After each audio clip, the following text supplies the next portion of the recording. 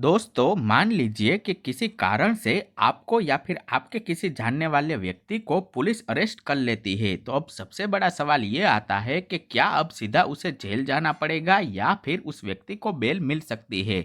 और अगर बेल मिल सकती है और बेल कैसे मिलती है इसके बारे में आपको आइडिया नहीं है, तो बहुत लोग ये सोचते हैं कि बेल मिलना बहुत ही मुश्किल होता है, क्योंकि उन्हें कोई भी प्रोसेस पता नहीं होता कि कोर्ट में बेल कैसे होती है, इसलिए वो लोग ऐसा बोलते हैं। लेकिन सच ये है कि अगर आपको सही प्रोसेस पता चल जाता है तो बेल लेना काफ़ी आसान हो सकता है। तो इस वीडियो में मैं आपको पूरा प्रोसेस स्टेप बाय स्टेप समझाऊंगा कि कोर्ट में बेल कैसे होती है, जिसके बाद आपको किसी से भी पूछने की ज़रूरत नहीं पड़ेगी और आप अपने आप से कर पाएंगे। तो हेलो दोस्तों, मैं हूँ एजाज और आज हम बात करेंगे कि कोर्ट में बेल कैसे होती है। तो इस वीडियो में आपको मिलेगा कि बेल क्या होती है, बेल कितने प्रकार की होती है और बेल कैसे होती है। साथ ही कोर्ट का प्रोसेस क्या होता है ये भी स्टेप बाय स्टेप आज के इस वीडियो में आपको पता चलने वाला है। और बेल मिलने में कितना टाइम लगता है और कौन कौन सी गलतियां हैं जिसके कारण से बेल रिजेक्ट हो सकती है। तो ये सारी जानकारी आज के इस वीडियो में मिलेगी, तो वीडियो को एंड तक जरूर देखिएगा, क्योंकि हर पॉइंट बहुत ही इंपॉर्टेंट है आपके लिए। तो दोस्तों, वीडियो की शुरुआत करते हैं और सबसे पहले ये समझ लेते हैं कि बेल क्या होती है। तो अब सबसे पहले हम बेसिक समझ लेते हैं। दोस्तों, बेल यानी कि जमानत, जिसे अंग्रेजी में बेल कहा जाता है और हिंदी में इसे जमानत मिलना कहते हैं। तो जमानत का मतलब होता है कि आरोपी को टेम्पररी तौर पर जेल से बाहर लाने की परमिशन, लेकिन कंडीशन के साथ, और वो कोर्ट में टाइम पर आएगा, इन्वेस्टिगेशन में कोऑपरेट करेगा। इन सारी चीज़ों को कहते हैं बेल। सिंपल भाषा में कहे तो बेल यानी कि जेल से टेम्पररी फ्रीडम मिलना, इसी को जमानत कहते हैं। तो अब जान लेते हैं कि जमानत कौन कौन से प्रकार की होती है, यानी कि टाइप्स ऑफ बेल। तो सबसे पहले आती है रेगुलर बेल, जो कि है कि जब कोई व्यक्ति अरेस्ट हो चुका हो तब कोर्ट से बेल ली जाती है, उसे रेगुलर बेल मिलना कहते हैं। दूसरी आती है एंटीसिपेटरी बेल, यानी कि अगर अरेस्ट हो चुका है और होने का डर से तो पहले से ही बेल ले सकते हैं। अगर कोई व्यक्ति अरेस्ट होने के डर है और तो वो पहले से ही जाके एंटीसिपेटरी बेल ले सकता है। तीसरी है इंटरिम बेल, जिसमें टेम्पररी बेल होती है कुछ समय के लिए। उसके बाद चौथी आती है डिफॉल्ट बेल, जो कि अगर पुलिस टाइम पर चार्जशीट फाइल ना करे तो आरोपी को बेल मिल सकती है डिफॉल्ट बेल के जरिए। तो इम्पोर्टेंट ये है कि हर केस में बेल अलग अलग तरीके से अप्लाई होती है। तो यहाँ तो ये चार टाइप हमने जान लिए, आगे और भी हम डिटेल में समझेंगे बेल के बारे में। तो क्या आपने कभी बेल का प्रोसेस देखा है या नहीं, ये कमेंट करके मुझे जरूर बताइएगा। दोस्तों, बेल क्या कैसे होती है ये जानने से पहले हमें ये समझ लेना चाहिए कि बेलेबल ऑफेंस और नॉन बेलेबल ऑफेंस क्या होते हैं।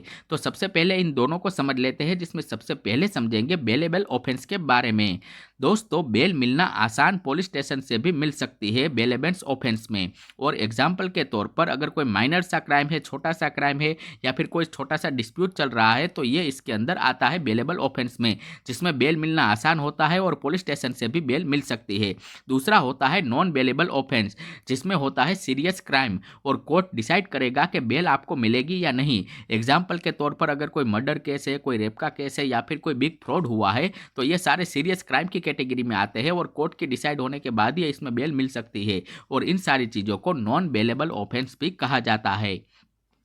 तो दोस्तों, कंक्लूजन ये है कि ऑफेंस के टाइप से डिसाइड होता है कि बेल मिलेगी या नहीं, यानी कि आपका ऑफेंस क्या है, बेलेबल था या नॉन बेलेबल, उसी के हिसाब से तय करती है कि बेल कैसे मिलती है।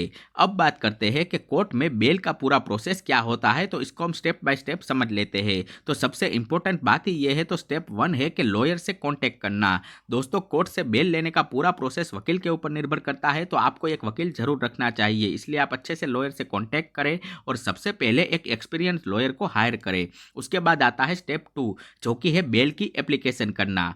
दोस्तों, आपका लॉयर कोर्ट में बेल एप्लीकेशन फाइल करता है और इसमें मेंशन होता है आपका केस का डिटेल, रीजन फॉर बेल और पर्सनल बैकग्राउंड, यानी कि आपका पर्सनल बैकग्राउंड क्या था, केस की डिटेल क्या थी और आपको बेल क्यों चाहिए, उसका रीजन लॉयर टाइप करके सब कुछ बताता है और बेल एप्लीकेशन तैयार करता है। उसके बाद आता है स्टेप 3, जो कि है कोर्ट की हियरिंग होना। दोस्तों, इसमें जज दोनों साइड सुनता है, यानी कि लॉयर की साइड भी सुनेगा जो कि आपका होगा और पुलिस वाले की साइड भी सुनेगा और पुलिस अप्यूज भी कर सकती है। उसके बाद आता है स्टेप 4 जो कि है जज का डिसीजन। तो फाइनली उसके बाद होता है जज डिसाइड करता है कि बेल मिलनी चाहिए या फिर नहीं मिलनी चाहिए। साथ ही कुछ कंडीशन भी लग सकती है जैसे कि पासपोर्ट जमा कर लेना या फिर पुलिस स्टेशन में रिपोर्ट करना। तो ये सारे जज के डिसीजन के ऊपर निर्भर करता है। उसके बाद आता है स्टेप 5 जो कि है बेल बॉन्ड, यानी कि बेल अप्रूव होने के बाद बॉन्ड साइन करना पड़ता है और इसमें गारंटी होती है कि आरोपी कोर्ट आएगा।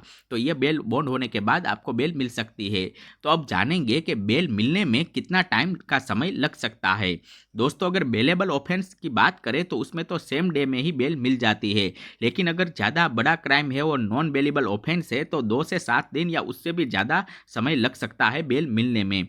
साथ ही कोर्ट के लोड की बात करें तो कोर्ट लोड और केस पर भी डिपेंड करता है कि जज ने क्या डिसीजन सुनाया है। अब बात करते हैं कि बेल रिजेक्ट क्यों हो जाती है कुछ लोगों की। तो दोस्तों, बेल रिजेक्ट होने के यूं तो बहुत सारे कारण होते हैं, लेकिन कुछ कारण हम यहाँ पे जान लेते हैं। तो अगर किसी के साथ सीरियस क्राइम किया हुआ है और सीरियस क्राइम का कोई केस चल रहा है किसी व्यक्ति पे, तो उस कारण से उसका बेल रिजेक्ट हो सकता है। या फिर एविडेंस स्ट्रॉन्ग होता है तो भी रिजेक्ट हो सकता है और आरोपी भाग सकता है, ऐसा अगर कोर्ट को लगेगा तो भी बेल रिजेक्ट हो सकता है। साथ ही जिस आरोपी का केस है उसे अगर पास्ट में क्रिमिनल रिकॉर्ड है तो इस कारण से भी बेल नहीं मिलती और बेल रिजेक्ट हो जाती है। तो इसलिए हमेशा सही प्रिपरेशन जरूरी होती है। अब कुछ रियल लाइफ एग्जाम्पल देख लेते हैं। तो दोस्तों, अगर किसी ने छोटी सी लड़ाई में एफआईआर की थी तो पुलिस स्टेशन से ही बेल हो सकती है, क्योंकि यह पुलिस के हाथ में होता है और यह नॉन बेलेबल ऑफेंस नहीं होता। इसलिए बेलेबल ऑफेंस में पुलिस स्टेशन में भी आपको बेल मिल सकती है। लेकिन अगर कोई सीरियस केस है, सीरियस क्राइम है, तो ऐसी केस में आपको कोर्ट से बेल लेनी पड़ती है। तो दोस्तों, बेल कोई भी फेवर नहीं होता है, बल्कि ये आपका लीगल राइट होता है। अगर आपको सही नॉलेज है तो आप पैनिक नहीं करेंगे और नॉलेज ही आपकी सबसे बड़ी पावर है। तो दोस्तों, आप लोगों को ये वीडियो पसंद आई हो तो इसे लाइक कर देना, क्योंकि बेल के बारे में पूरी जानकारी हमने आपको बताई है। और भी डिटेल में आपको जानकारी चाहिए किसी टॉपिक के ऊपर तो कमेंट सेक्शन में कमेंट करके आप उसके बारे में भी पूछ सकते हैं। और यहाँ पर मैं आपको अगर समरी दे दूँ तो बेल क्या होती है, तो बेल यानी कि जमानत, यानी कि टेम्पररी आप जेल से बाहर आने की जो परमिशन मिलती है उसे कहते हैं बेल। उसके बाद बेल के प्रकार की बात करें तो रेगुलर बेल, उसके बाद एंटीसिपेटरी बेल, इंटरिम बेल और डिफॉल्ट बेल, यह 4 टाइप होते हैं और हर केस में बेल अलग अलग तरीके से अप्लाई होती है। उसके बाद बेलेबल और नॉन बेलेबल ऑफेंस क्या होता है यह भी हमने जाना कि बेलेबल ऑफेंस में बेल जल्दी मिल जाती है, जबकि नॉन बेलेबल ऑफेंस में आपको कोर्ट से ही बेल मिलती है और उसमें थोड़ा समय भी लग सकता है। और उसके बाद हमने समझा कि कोर्ट में बेल का पूरा प्रोसेस क्या होता है, यानी कि सबसे पहले तो आपको लॉयर हायर करना है। उसके बाद वो लॉयर आपकी बेल की एप्लीकेशन डालेगा, केस डिटेल होगी, उसमें रीजन ऑफ बेल होगा और पर्सनल बैकग्राउंड चेक किया जाएगा। साथ ही कोर्ट की हियरिंग होगी और जज का डिसीजन फाइनल होगा। उसके बाद आपका बनेगा बेल बॉन्ड, जो को अप्रूव होने के बाद, साइन होने के बाद आपको बेल मिल सकती है। और बेल मिलने में कितना समय लगता है वो भी हमने बता दिया कि बेल ऑफेंस अगर है तो आपको सेम डे में मिल जाएगा, लेकिन नॉन बेलेबल है तो 2 से 7 दिन या उससे ज़्यादा समय भी लग सकता है। तो कुछ रियल लाइफ एग्जाम्पल भी हमने जाने। तो दोस्तों, अगर आपको वीडियो पसंद आया तो लाइक जरूर कर दीजिएगा और कमेंट में जरूर बताना क्या आपको बेल प्रोसेस पता था पहले या नहीं। और ऐसे ही लीगल नॉलेज की जानकारी के लिए हमारे चैनल को सब्सक्राइब करना बिल्कुल मत भूलिएगा। दोस्तों, अगर आप लोगों ने हमारे व्हाट्सएप चैनल से नहीं जुड़े हैं तो व्हाट्सएप चैनल का लिंक नीचे डिस्क्रिप्शन में दिया गया है, जहां पे क्लिक करके आप हमारे व्हाट्सएप चैनल से जुड़ सकते हैं। तो वहां पे जरूर जुड़ जाइए और अगर आप लोगों का कोई सवाल हो तो कमेंट सेक्शन में आप पूछ सकते हो।